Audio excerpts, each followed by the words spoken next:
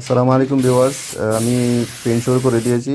শুধু এটা সামনের একটা বডির নিচের অংশটা একটু খারাপ ছিল, তো তাই এই যে লাইটের সাথে থাকে যে ওই জায়গাটা খুলে, ওইটার নাম তো জানি না কারণ আমি তো প্রফেশনালি কোনো পেন্টার না বা মেস্তরি না গাড়ির।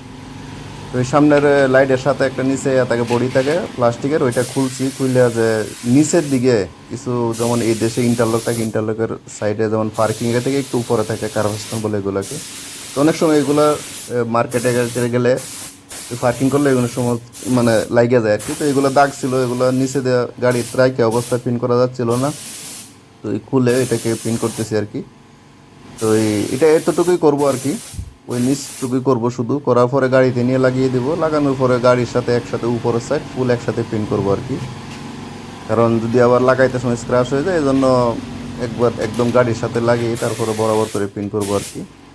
তো ইনশাল্লাহ স্টেপ বাই স্টেপ দেখাবো। এটা আজকে এতটুকু পেন্ট করেছি, পুরাটা পেন্ট করব না। তো কিছুদিন পরে ইনশাল্লাহ করব। ওকে গাইস, তো সাথে